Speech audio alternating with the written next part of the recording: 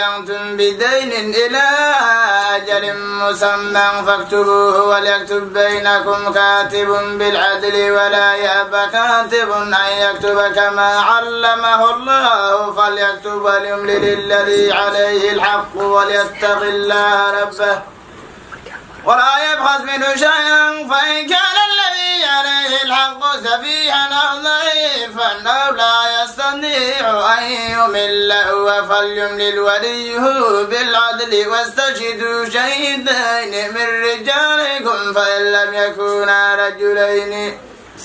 فرجل وامرأتان ممن ترضون من الشهداء أن تضل إحداهما فتذكر إحداهما الأخرى ولا يأبى الشهداء إذا ما دعوا ولا تسموا أن تكتبوه صغيرا أو كبيرا إلى أجله